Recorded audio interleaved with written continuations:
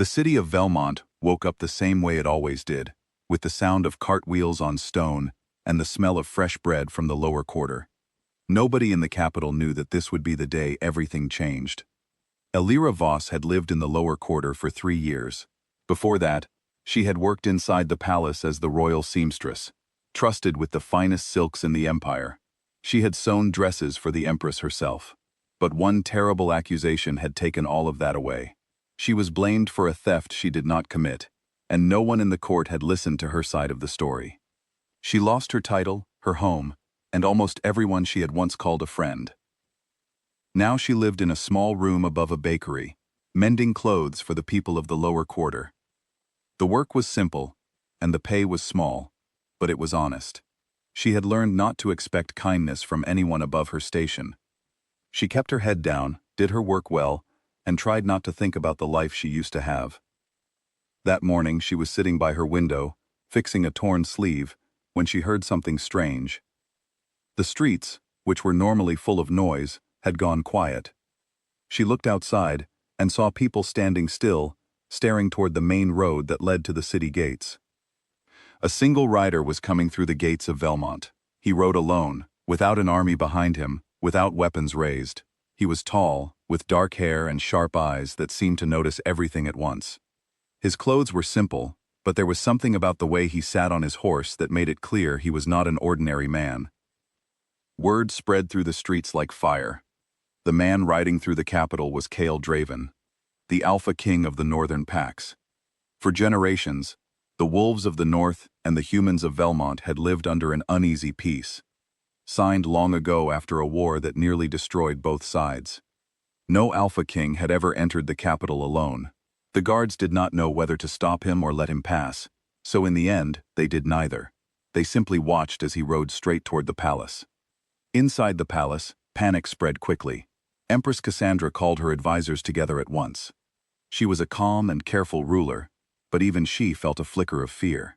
An alpha king, riding into the heart of human territory without warning, could mean only one thing to most people: war. Why would he come alone? She asked her advisors.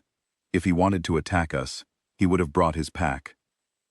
One advisor, a tall man named Lord Brennick, stepped forward with a confident voice. Your Majesty, we should not take any chances. He may be testing our defenses before a larger attack. But Kael did not ask to see the Empress. Instead, when he reached the palace gates, he simply said one sentence to the guards. I am looking for a woman named Elira Voss. The guards were confused. They had never heard of anyone important by that name, only a former seamstress who had been disgraced years ago. When they told Kael this, his eyes narrowed, but he did not show anger. He simply turned his horse and rode toward the lower quarter, leaving the entire palace whispering behind him. Elira had no idea that her name was being spoken inside the royal palace. She was still in her small room, trying to calm her racing heart, after hearing the news of the Alpha King's arrival, when she heard footsteps on the stairs outside her door. They were heavy and unfamiliar. When she opened the door, she found herself face to face with the same man the whole city was talking about. Up close, he was even more intimidating, but there was something in his expression that surprised her. It was not coldness, it was relief. You, he said quietly, I have been searching for you for 3 years. Elira stepped back, confused. I do not know you, she said carefully. You tended to my wounds once, by the eastern river, near the border. I was injured after a fight with hunters. I did not tell you who I was. You did not ask. You simply helped me, asked for nothing in return, and disappeared before I woke. Slowly, the memory came back to her. Years ago, before her disgrace, she had been traveling near the border on an errand for the palace. She had found an injured man lying near the river, bleeding and weak. She had cleaned his wounds and stayed with him through the night, leaving before dawn because she had to return to the capital. She never imagined that the stranger she helped was the Alpha King of the North. That was you? She whispered. That was me, he said. And since that night, I have not been able to forget you. Elira did not know what to say. Part of her wanted to slam the door. They're certain this was some kind of trick or trap that would bring her more trouble. But another part of her, the part that remembered the kindness she had shown a stranger, without expecting anything back, was curious despite herself. "You should not be here," she said finally. "If anyone sees you talking to me, it will cause problems." "I do not care about problems," Kael said. "I care about finding you." Over the next several days, news of the Alpha King's strange visit spread through every corner of Velmont. People whispered in markets and taverns, wondering why the most powerful wolf in the north had crossed into human territory for a disgraced seamstress, instead of declaring war or demanding tribute. Some thought it was foolish, others thought it was the beginning of something dangerous. Inside the palace, Lord Brennick grew increasingly nervous. He had been the one who, years earlier, arranged for Elira to be blamed for a theft that he himself had committed to cover his own debts. If Elira ever regained favor with anyone powerful, there was a chance the truth might finally come out, and that truth would destroy his position, his title, and his freedom. He decided he needed to remove the threat before it grew any larger.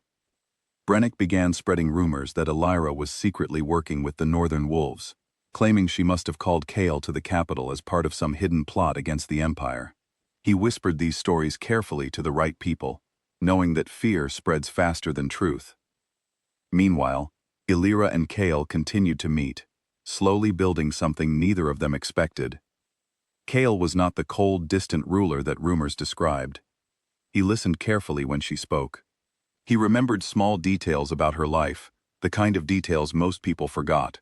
He told her about his own pack, about the responsibilities that weighed on him every single day, about how lonely it could be to lead thousands of people who depended on him for safety. Elira found herself trusting him in a way she had not trusted anyone since her disgrace. She told him about the accusation that ruined her life, about the cold silence from people she once called friends, about the years of rebuilding everything from nothing. "I believe you," Kael said simply, after she finished telling her story, "and I intend to find out who is truly responsible." Elira shook her head. "It does not matter anymore. That part of my life is over." "It matters to me," Kael said, "and I do not give up easily." As the days passed, Brennick's rumors grew bolder. He arranged for a public assembly in the palace, claiming he had evidence that Elira was conspiring with the Northern Wolves to weaken the Empire from within. He convinced several other nobles to support his accusation, promising them favors in exchange for their loyalty. When the day of the assembly arrived, the great hall of the palace was filled with nobles, guards, and curious onlookers. Empress Cassandra sat on her throne, watching carefully as Brennick presented his case, listing supposed evidence against Elira with confident, practiced words. Elira stood alone in the center of the hall, her chin held high despite the fear twisting inside her chest. She had faced false accusations before, and she remembered exactly how powerless she had felt the last time. She refused to let that feeling control her again, even if she could not stop what was happening around her. Then the doors of the great hall opened, and Kael walked in. The entire room fell silent. No one had expected the Alpha King to appear at a human court assembly, especially one designed to condemn the very woman he had been searching for. Guards reached for their weapons out of instinct, but Kael raised a hand calmly, showing he meant no harm. "I believe there has been a mistake," he said, his voice calm but carrying clearly through the enormous hall. "Lord Brennick has accused this woman of conspiring with my people. I can assure everyone here that this accusation is false. I came to Velmont searching for her because of a debt of gratitude, not because of any plot against your empire." Brennick's confidence faltered, but he tried to recover. "How can we trust the word of a wolf king over the safety of our own empire?" Kael's eyes turned sharp. "Because unlike you, Lord Brennick, I have no reason to lie. But you do." The room grew tense as Kael revealed what he had learned during his time in Velmont, quietly gathering information through old contacts and careful questioning. He spoke of records showing Brennick's hidden debts from years earlier, debts that had mysteriously disappeared from official documents around the same time Elira had been accused of theft.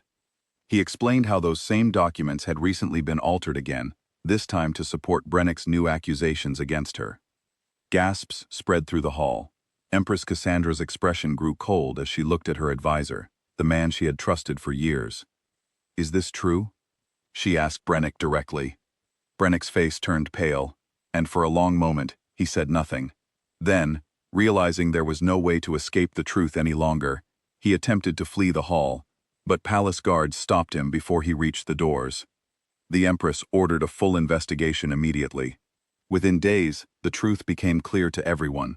Brennick had stolen funds years earlier and framed Elira to protect himself, and had continued covering his tracks ever since, manipulating records and using his position to silence anyone who might discover the truth. He was stripped of his title and removed from the palace permanently. Elira's name was formally cleared in front of the entire court. The Empress personally apologized for the years of suffering caused by the false accusation, offering to restore her former position as royal seamstress if she wished to return. Elira considered the offer carefully. 3 years ago, she would have accepted immediately, desperate to reclaim everything she had lost. But standing in that hall now, she realized how much she had changed. She had built a new life from nothing, learned to survive without depending on anyone else's approval, and discovered a strength in herself that the palace had never recognized before. She looked toward Kael, who stood quietly at the edge of the hall, watching her with patient eyes, never once trying to influence her decision. "Thank you for clearing my name," Elira said to the Empress, "but I do not wish to return to the palace. I have found a different path for my life now." The hall buzzed with quiet surprise, but Empress Cassandra only nodded with understanding. "Then I wish you well, wherever that path leads you." Outside the palace, Kael waited as Elira walked down the stone steps into the afternoon sunlight. The city around them seemed different now, lighter somehow, as though the weight of old secrets had finally lifted. "You did not have to come to that assembly," Elira said. "You could have been hurt, surrounded by guards who do not trust your people." "I told you," Kael said, "I do not give up easily, especially not on something I believe in." Elira smiled, something she had not done freely in a very long time. "And what happens now?" Kael held out his hand. "Now you choose. You can stay here in Velmont and build a new life among your own people, free of false accusations and old enemies. Or you can come north with me, not as anyone's prisoner, but as my equal, someone I respect and care for deeply." Elira looked back at the palace behind her, the place that had once been her entire world before it cast her aside without a second thought. Then she looked at the man standing before her, who had crossed an entire empire just to find her again. She took his hand. Word of what happened that day spread quickly through Velmont and beyond its borders. People spoke of how the fearsome Alpha King had walked into the heart of the empire, faced down a corrupt noble in front of the entire court, and revealed a truth that had been hidden for years. They spoke of how the Great Hall, usually filled with arguments and whispered politics, had fallen completely silent as the truth was finally spoken aloud. But for Elira, the most important part of that day was not the silence of the empire or the fall of a corrupt noble. It was the simple fact that someone had finally believed her, had finally fought for her, after years of being forgotten by everyone who once claimed to care. As she rode north beside Kael, leaving the towers of Velmont behind her, she did not look back with regret. She looked forward, toward a new life she never expected to find, built not on rumors or false accusations, but on trust earned slowly, kindness remembered faithfully, and a promise kept across 3 long years and many miles. The empire that once cast her aside would remember her name for a different reason now, not as a disgraced seamstress, but as the woman an Alpha King refused to forget.